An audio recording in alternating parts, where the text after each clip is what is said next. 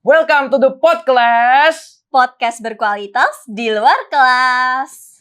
Oke, gimana nih Kak Salsa kabarnya? Alhamdulillah baik. Kak Dili gimana? Alhamdulillah aku baik juga. Oke, gimana Kak Dili, ceritain dong episode kali ini kita bakal kayak gimana Kak? Oke, di episode kali ini Kak Salsa kita itu bakal bahas sesuatu materi yang sangat muda, anak muda banget nih, dan berbobot tentunya. Oke. Yakni anak muda bersuara, strategi berkomunikasi untuk mengedukasi publik. Oke, berarti bukan cuman lihat tren doang ya anak muda zaman sekarang, kita bisa ngasih nanti nih anak Betul. muda yang juga mengedukasi, nge-share hal-hal positif di media sosialnya ya Kak Dili. Betul Kak Salsa. Oke.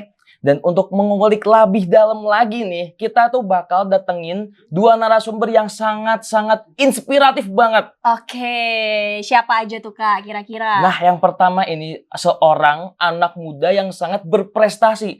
Prestasinya tuh di mana-mana gitu loh. Wah, kalau misalnya aku lihat keren berita nih, wah ketemu Ada lagi lagi. nih, ada lagi Oke. namanya gitu. Terus yang satunya Kak Dili? Yang satunya itu adalah dosen dari ilmu komunikasi Udinus. Oke, berarti ceritanya seniornya ya? Seniornya Oke. yang paling paham tentang ilmu komunikasi Oke, tentunya. siap. Langsung aja kita panggil Langsung aja narasumbernya. kita panggilkan anak muda berprestasi Maritza Alivia.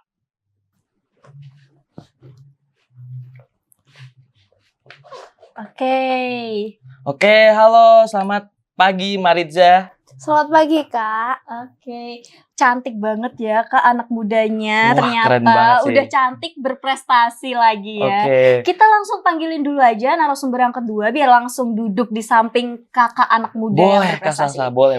Oke, please welcome Ibu dosen Lisa Mardiana. Wah, oke. Selamat datang Ibu. Selamat datang, Ibu. Wah, keren banget nih. Oke, sekarang kita di depan mata kita nih ada dua narasumber yang sangat inspiratif banget. Mungkin kita dari Kak Maritza dulu nih, perkenalan dulu nih, boleh? Oke, perkenalan dulu Kak Maritza. Terima kasih, Kak. Sebelumnya perkenalkan, nama aku Rafa Maritza Alivia Fadilah. Bisa dipanggil Pia. Saat ini aku sedang menempuh pendidikan di SMK Negeri 7 Semarang. Wah, SMK Negeri 7 Semarang. Wah, Kayak terkenal ya di Semarang. terkenal ya. SMK yang paling favorit kayak kalau nggak salah ya. Ternyata Wah. anak mudanya juga terfavorit banget Ini ini ya. gurunya dari SMK 7 harusnya bangga nih. Iya, Salah bangga satu banget dari sama muridnya Kak Alipia masuk ya. Oke. Di podcast kita gitu loh. Kak Alipia bisa diceritain dulu nih sebelumnya Kak Alipia gimana sih Kak Alipia tuh mencetak prestasi-prestasi itu gimana, Coba? Terima kasih, Kak. Jadi aku tuh dari dulu, dari TK bahkan aku sudah diikutin orang tuaku banyak kegiatan. Dari kegiatan kayak sepatu roda, berenang, terus menyanyi, menari, terus taekwondo sampai sekarang. Nah, itu sempat ada struggle nih, Kak. Biasa kan kita perubahan dari anak kecil ke masa remaja itu pasti kita masih bentrok ya, Kak. Dari emosional, dari mental, kita pasti masih bentrok banget. Nah, dari situ aku sempat hampir nyerah, cuman karena di situ aku mikir kalau semisal aku nyerah sekarang, nggak mungkin aku merasakan kebahagiaan di hari selanjutnya. Wah, Wah, keren banget ya. Oke, sebelum ditanya lebih lanjut, kita tanya dulu ke Ibu Lisa Mardiana. Betul, gimana? Ibu Lisa. Ibu Lisa boleh perkenalan dulu sama terlebih ke dahulu teman-teman ke dulu. teman-teman dari podcast. Oke, halo semuanya. Nama saya Lisa Mardiana. Kalian bisa panggil saya Bu Lisa.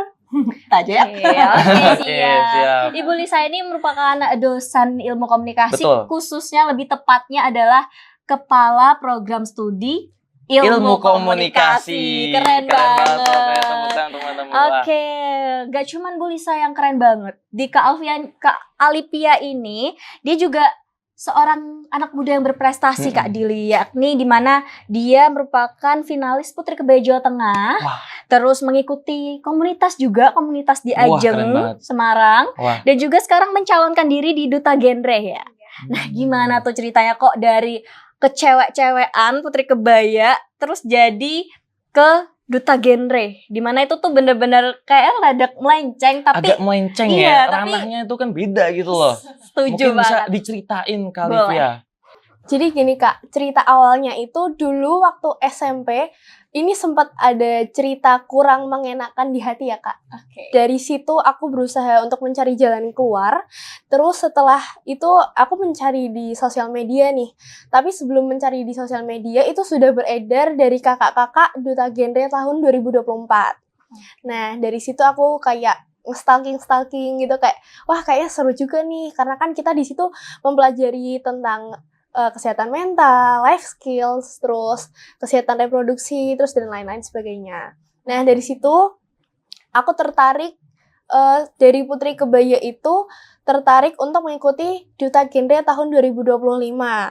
Nah, aku ikut bukan karena kayak FOMO atau apa, karena gini Kak, kita kan anak muda nih Kak, dan kita juga remaja, di mana remaja itu harus menyuarakan isu-isu yang sedang beredar. Betul banget. Karena banyak juga orang yang mengabaikan kayak isu-isu terkini. Jadi kita sebagai anak muda itu juga harus menyuarakan, terus mengedukasi, bahkan menjadi inspirasi untuk anak muda lainnya. Oke, siap. Oke, mungkin bisa dikasih tips ya buat teman-teman di sana, itu bagaimana sih caranya anak muda itu bisa bersuara gitu loh. Karena kan kebanyakan tuh orang itu kan cuek ya, anak muda terutama tuh Gen Z itu cuek banget dengan keadaan-keadaan sosial yang ada Benar. di sekitar kita gitu loh. Nah, itu gimana tips and triknya boleh biar kita tuh berani gitu, nggak takut gitu loh. Oke, kalau dari aku sendiri sih, aku juga dulu sebenarnya orangnya penakut ya Kak, nggak apa ya namanya, kayak nggak berani buat speak up, terus kayak nggak berani mengedukasi, karena biasanya kan kayak kita sebagai anak muda mesti dipandangnya kayak remeh gitu kan Kak. Nah, dari situ aku belajar dan sempat konsultasi dengan kakak-kakak Duta Genre tahun sebelumnya, bahwasannya kalau misal kita mau mencoba itu, kita bisa yang pertama kita tetap percaya diri dulu. Terus kita mencoba untuk membagikan dari hal-hal terkecil dulu, kayak mungkin kita menyapa dulu, terus kayak kita membuka sesi tanya jawab menggunakan sosial media. Nah, dari situ aku menginisiatif untuk membuka saluran di Instagram aku, Kak. Nah, Oke, berarti banget. kamu aktif banget nih di Instagram berarti ya. Iya. Kalau di TikTok gimana? Kalau di TikTok aktif Kak, cuman Aktif. lebih ke apa ya, kayak ya konten-konten biasa sih, bukan tentang edukasi. Oke. Kak Alfia nih Dia sangat aktif di Aktif banget ya. salurannya. Nah, ngomong-ngomong tentang tadi ya, itu ada di dalam itu ada strategi komunikasinya nih Kak Dili. Wah, strateginya. Ini hal yang menarik untuk Hal yang dibahas menarik untuk sama diulik nih. iya, sama ibu dosen kita tercinta, Ibu Wah. Lisa. Bisa dijelaskan Bu, mungkin dari cerita Kak Alipia tadi kan ada strategi-strategi komunikasinya di dalam itu. Mungkin dari Ibu Lisa sendiri gimana sih tanggapannya mengenai hal tersebut? Oke, sebelumnya saya mau menanggapi ya terkait dengan ini kan isinya anak-anak muda semua ya. Iya. Ini Betul, masuk Ibu. kategori muda nggak ini? Masih, Ibu. Masih, Bu. terlihat Masih. muda. Dan muda dan menawan loh. Keren banget nih. Ini mencermati anak muda gitu ya. Tapi memang kalau anak muda mau bergerak, dunia akan terdampak. Gitu. Wes, Oke. keren. Kata-kata hari ini, brother. Kata-kata hari ini. Keren Dan kita banget, keren membutuhkan memang banyak anak-anak muda yang mau bersuara, mau bergerak, mau mengedukasi, mau memberikan dampak positif dan manfaat untuk dunia gitu kan Betul, ya. Ibu. Iya. Memang tantangannya banyak pasti tadi Iya. Mbak Alifia ya. Iya. Kita ketika bicara soal strategi komunikasi itu strategi komunikasi apa coba? Strategi komunikasi itu gimana kita ada cara untuk menyampaikan pesan gitu Betul. Ibu. Apa yang kita akan sampaikan itu gimana caranya. Nah, itu strategi komunikasi. Yang utama tuh kayak teknik biar orang itu mudah memahami apa yang kita sampaikan gitu kan. Kan kadang kalau misalnya kita menyampaikan pesan, orang yang menerima itu kan kayak ambigu gitu Ada loh. yang paham, ada yang enggak. Sulit untuk memahami. Nah, itu caranya kita dari ahli-ahli komunikasi memikirkan strateginya bisa disampaikan ke komunikan gitu. Podcastnya dua arah ya. Dua arah, betul. Narasumbernya mewawancara ya. Betul. Enggak, tapi ini supaya interaksinya muncul gitu ya. Ketika kita bicara soal strategi komunikasi tadi benar yang disampaikan oleh Salsa dan Dili gitu ya. Sebenarnya pada dasarnya ketika kita bicara soal strategi itu merupakan metode gitu ya, metode yang cermat gitu ya untuk membangun langkah-langkah supaya tujuan itu bisa tercapai dengan efektif. Jadi kata kuncinya adalah pencapaian tujuan dengan teknik-teknik perencanaan dan ada evaluasi di sana. Jadi kita bicara soal strategi komunikasi, bicara soal strategi secara umum, ada siklus yang secara umum kita kenali sebagai perencanaan, implementasi, dan evaluasi. Nah, ketika kita ingin mengembangkan strategi komunikasi ya Mbak Alif ya, gitu, kita perlu tahu dulu ini kan strategi komunikasi ya gitu. Kan ada banyak strategi, ada strategi manajemen, strategi bla bla bla bla gitu. Tapi ketika kita bicara soal strategi komunikasi, karena tujuannya tadi ingin mengedukasi publik ya, itu berarti kita harus tahu strategi komunikasi itu berarti apa yang dikaitkan dengan elemen-elemen komunikasi. Coba masih ingat nggak elemen komunikasi apa saja? Ada komunikator. Ada komunikator, komunikan, message pesannya, habis itu ada channel, Oke. habis itu ada Medianya. medianya. Anak pintar. Kayak aku deg-degan nih kalau misalnya ditanya. Kalau misalnya kita takutnya salah gitu loh. Kita nanti kalau misalnya salah, nanti kita dijudge netizen gitu. Bagaimana sih ini ahli komunikasi gitu kan? Iya. Bawa nama Udinus lagi kan gitu. Ini podcast sambil nguji ya. Tujuannya kita diskusi asik tapi ilmunya bisa naik. Siap. Siap, betul. Berapa SKS Ibu? Ya, jadi tadi kembali ketika kita paham ada elemen-elemen komunikasi tadi yang pertama disebutkan oleh Dili dan Salsa adalah komunikator gitu. Berarti komunikator di sini memegang peranan yang sangat penting. Bagaimana komunikator itu bisa relevan dengan tujuan dan target audiensnya gitu. Yang dilakukan oleh Mbak Salsabila untuk bisa mengedukasi publik sudah bagus.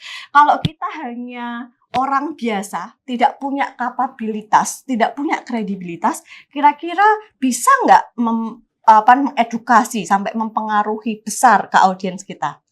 Kurang bisa. Kurang sih, Bu. Bisa, Betul. tapi Mungkin sulit. iya. Mungkin sulit. Tapi kalau Banyak ingin tantangannya. kita bisa mempengaruhi orang lain dengan baik, kita harus membangun sebagai komunikator, kita harus menempatkan kekuatan kredibilitas itu penting. Yang dilakukan Mbak Salsabila dengan mengikuti berbagai aktivitas, bangun portofolionya gitu ya. Ini adalah upaya untuk meningkatkan kredibilitasnya sebagai seorang komunikator gitu, sebagai influencer, orang yang bisa mempengaruhi orang lain, mengedukasi orang lain gitu ya. Itu dari unsur komunikator. Kemudian ada unsur target audience, ada komunikan gitu ya. Komunikan adalah audiensnya. Untuk bisa menghasilkan strategi komunikasi yang pas, tujuannya bisa tercapai, memahami target audiensnya itu penting gitu. Siapa audiensnya, Mbak Alivia? Kalau dari aku sendiri yang utama itu remaja, Ibu. Anak muda ya, iya. remaja gitu. Terus kadang dari ya pokoknya tujuan utamanya anak Anak remaja. muda. Anak remaja. Komunikasi dengan anak muda, dengan komunikasi dengan orang tua seperti saya dan generasi di atas saya kira-kira sama tidak? Beda. Nah, makanya memahami audiens itu menjadi hal yang sangat penting. Sangat penting. Penting Betul, banget betul memahami sekali. audiens kita. Jadi kita harus menggunakan bahasa-bahasa yang relevan, yang relate, yang mudah dipahami oleh siapa yang kita ajak bicara, audiens kita. Kemudian ada apa lagi? Media gitu ya. Gunakan beragam media. Jadi strategi media itu penting gitu. Jadi gunain apa aja medianya? Lebih ke Instagram, Ibu. Instagram ya, media Iya. sosial gitu. Mungkin nanti juga bisa dikembangkan. Mengedukasi itu banyak caranya. Media sosial itu memang jangkauannya kan luas gitu ya. Tapi ada cara-cara strategis untuk mengemas bagaimana supaya media yang kita gunakan itu bisa dijangkau oleh semakin banyak orang gitu. Media itu ada Betul. banyak. Kalau anak muda kira-kira ketika bicara soal penyajian atau pengemasan channel, saluran itu kan macam-macam gitu ya medianya. Event, seni pertunjukan, musik itu bagian dari media Media. juga yang Banyak bisa jenisnya ya, Bu, digunakan. ya? Betul. Tadi nyinggung soal kesehatan mental ya gitu. Iya. Ngomong-ngomong saya juga lagi bikin penelitian dan bikin lagu tentang kesehatan mental. Sangat Pas ya. Sangat pas banget berarti. Wah. Ini. Berjodoh berarti ya, berjodoh. Media itu penting. Jadi media-media kreatif itu bisa digunakan supaya dekat gitu ya, bisa diakses anak muda dengan mudah dan relate dengan mereka. Kemudian pesan, penyajian pesan itu penting. Biasanya kalau pengen punya kekuatan penyajian yang kuat, salah satu metode yang banyak digunakan saat ini sedang tren adalah storytelling. Iya. Storytelling itu penting gitu ya. Ada emosi yang dideliver di sana gitu ya. Ada perasaan Iya, ada ya, Bu, perasaan ya. Wah. gitu. Itu biasanya cukup efektif tuh untuk mengedukasi, untuk mempengaruhi itu model storytelling. Ini contoh-contoh ya gitu. Iya. Itu bisa digunakan. Kemudian elemen kelima adalah umpan balik gitu ya. Nah, jadi interaksi, partisipasi itu penting. Bagaimana membangun partisipasi supaya proses komunikasi itu tidak jalan searah gitu ya, tapi terpancing gitu dengan partisipasi dari audiensnya juga. Gimana membangun engagement itu kan harus selalu dilakukan gitu. Dan terakhir sebagai bagian dari umpan balik yang harus dilakukan juga adalah monitoring dan evaluasi sejauh mana pesan-pesan kita, hal-hal yang sudah kita lakukan ini berdampak gitu. Kan kita bisa akan melakukan perbaikan-perbaikan kalau kita mau terus mengevaluasi. Gitu ya. Jadi banyak Banyak yang panjang Ilmunya banget. langsung tersampaikan ke Ilmunya netizen. tersampaikan. Wah, netizen Ini yang awam itu Ibu bakal langsung tahu, wah gini ternyata ya ilmu Ini ternyata komunikasi. ya, ilmu komunikasi Langsung ya. daftar Udinus ya. Langsung daftar Udinus. Wah, promosi lagi. Wah, Promosi sponsor. berapa nih? Wah. Oke. Nah, kira-kira kalau jumlah followersnya Alivia sendiri tuh ada berapa sih? Kurang Penasaran. lebih 4.000 sekian. Wah, 4.000 sekian. Udah banyak Udah ya. banyak, Dan udah mungkin bisa jadi influencer. Wah, keren banget. Oke. Menerima endorse ya kan. Oke, siap endorse. Oke, ini kita akan rehat dulu sejenak karena kita bakal ada games nih Ibu nanti selanjutnya dan kita bakal lanjut ke game session.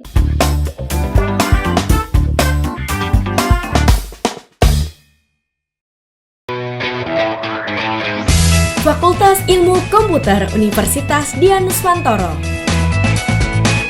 Berbasis teknologi, inovatif, mendidik mahasiswa aktif dan produktif. Menghasilkan lulusan berkualitas penuh kreativitas. Siap terjun secara profesional di dunia tanpa batas. Fasilkom Udinus, enjoy with Tekno Kreatif.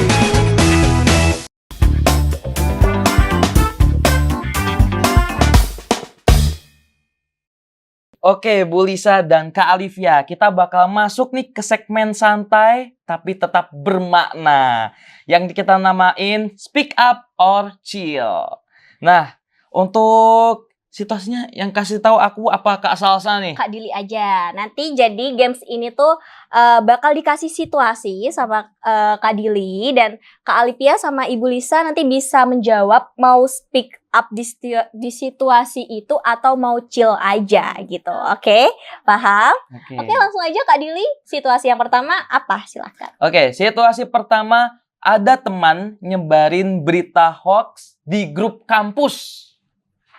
Kak Alivia dulu. Mau speak up atau chill aja? Ada chill aja. Oke, izin menjawab ya teman-teman. Jadi kalau aku sendiri aku bakal tetap chill nih Kak.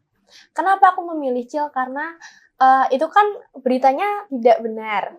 Dan itu pasti udah tersebar, itu pasti kita akan merasakan kayak, wah nanti nama aku jadi jelek, terus aku dicap buruk sama teman-teman, sama masyarakat di sekitar. Itu pasti ada perasaan seperti itu ya Kak.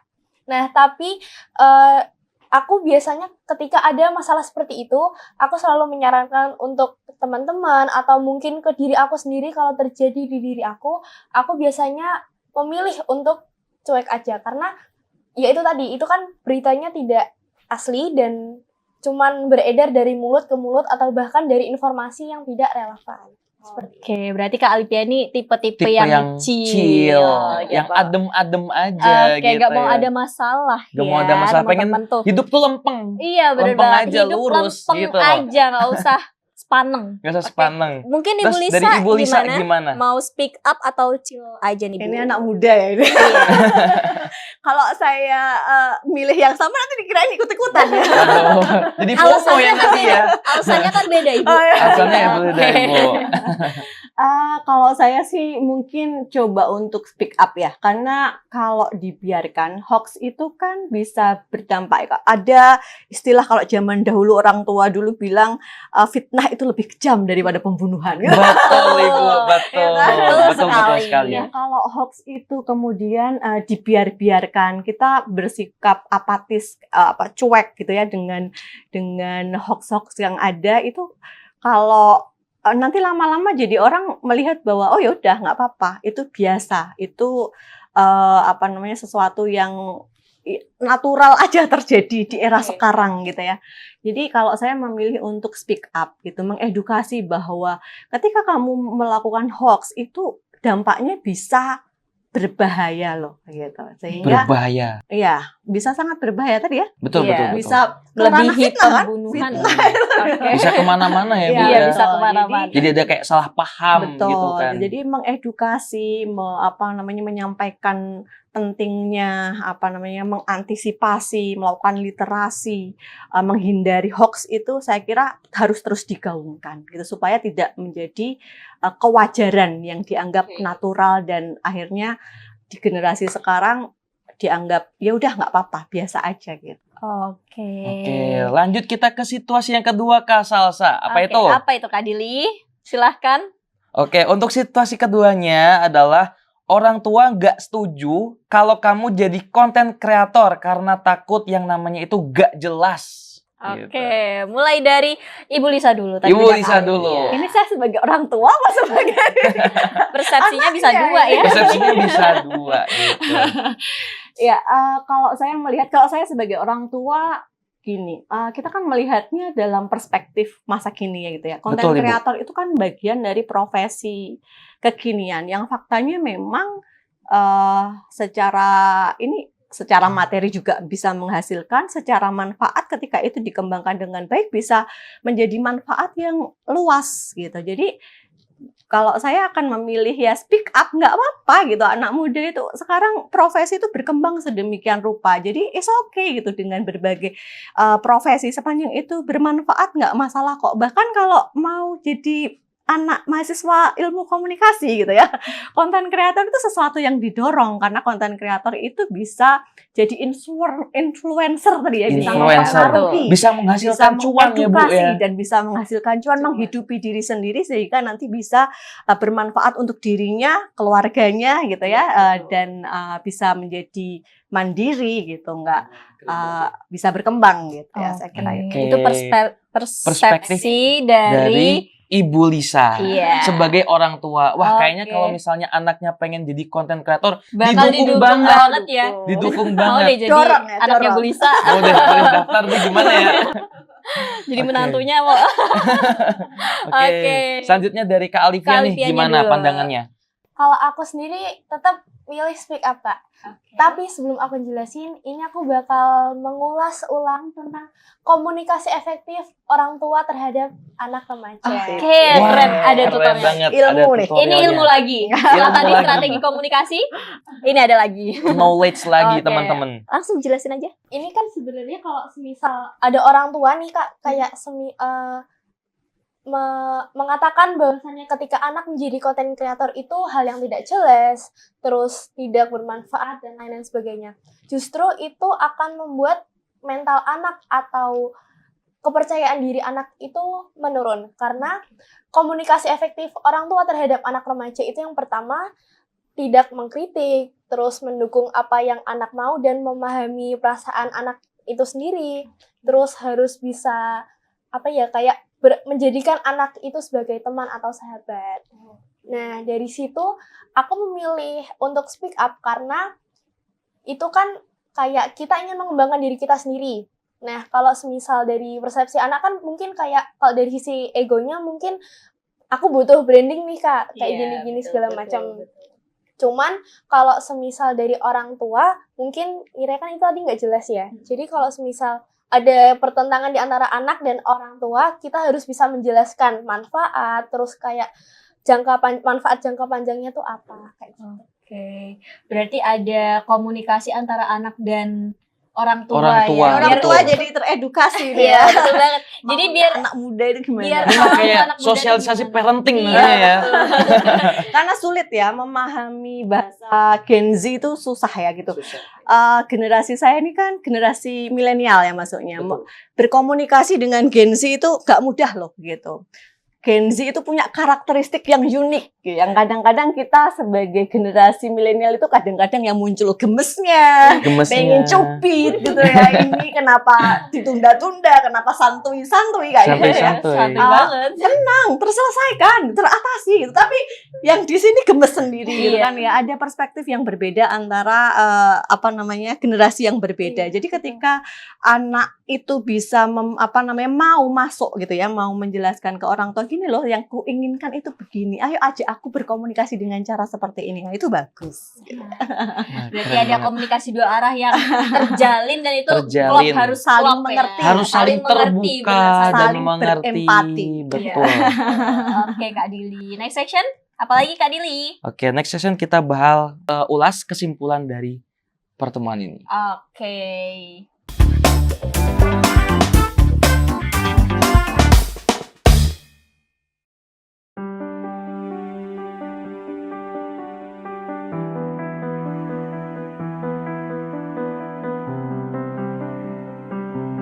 Program Studi Sarjana Terapan Manajemen Perhotelan mengembangkan keterampilan dan pengetahuan perhotelan khususnya dalam bidang perencanaan, produksi, pengawasan, dan pengelolaan perhotelan serta jasa industri lainnya dalam bidang perhotelan. Pertumbuhan hotel beberapa tahun ini menuntut industri perhotelan untuk berdaya saing tinggi dengan menggunakan sumber daya manusia yang ahli, handal, dan profesional. Manajemen Perhotelan Udinus mempersiapkan kompetensi seperti housekeeping, front office, hingga food and beverage. Prodi ini memiliki komitmen untuk mempersiapkan mahasiswa yang ingin mempelajari praktik dan teori perhotelan hingga level manajerial. Kami mahasiswa Sarjana Terapan Manajemen Perhotelan dibekali dengan kemampuan berbahasa asing seperti bahasa Inggris, Jepang, dan Mandarin. Diampu oleh dosen yang memiliki kualitas S2 hingga S3, membuat kami menjadi mahasiswa tersertifikasi yang profesional, sehingga kami memiliki kepercayaan diri untuk bersaing baik di tingkat nasional maupun internasional. Sarjana Terapan Manajemen Perhotelan, a place to nurture professionalism.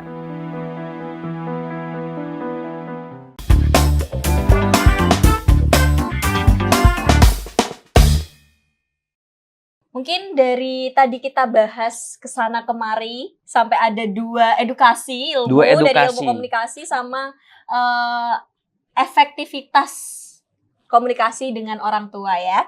Jadi mungkin dari Kak Alipia dulu, gimana sih pesan buat anak muda yang baru mau mulai atau mungkin takut mau mulai nih? Nah, gimana sih pesannya buat mereka biar mereka itu bisa terdorong buat kayak Kak Alipia gitu.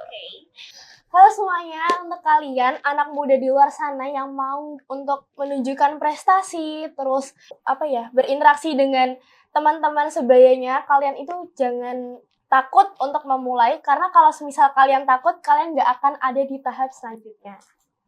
Oke. Itu Wah, ada keren banget. quotes-nya tuh. Ada quotes-nya. Kalau kalian takut tidak akan sampai di tahap selanjutnya. Mungkin dari Ibu Lisa ada yang mau disampaikan kepada Gen Z atau anak muda, generasi Alpha juga ada ya. Jadi mungkin bisa disampaikan Ibu Lisa. Oke, saya pikir apa yang dilakukan oleh Alivia ini bisa menjadi contoh gitu ya, bisa menjadi keteladanan yang baik yang perlu diikuti oleh semua generasi muda di sana gitu. Jadilah berdampak gitu dan memberikan manfaat dengan mau bergerak gitu, dengan mau melakukan sesuatu supaya bisa memberikan warna pada dunia gitu ya, memberikan manfaat pada dunia. Perhatikan gitu, pastikan bahwa kalian juga mempelajari gitu strategi-strategi yang bisa kalian gunakan untuk mencapai tujuan, dan strategi komunikasi adalah salah satunya. Oke. Aku Wah, ngerasa keren banget. disemangatin dan didorong oleh Kak Alipia dan Bu Lisa ya. Jadi buat anak-anak muda jangan takut buat terus belajar, melangkah, mengedukasi semuanya. Gitu ya Kak Dili ya. Betul, setuju banget. Oke, terima kasih banget untuk Bu Lisa dan juga Kak Alivia. Wah, sangat menginspiratif sekali untuk pertemuan dan acara podcast episode kali ini. Oke, buat teman-teman podcast, sekali lagi jangan takut buat bersuara karena bersuara tuh nggak ada ruginya ya Kak Dili. Seperti Betul.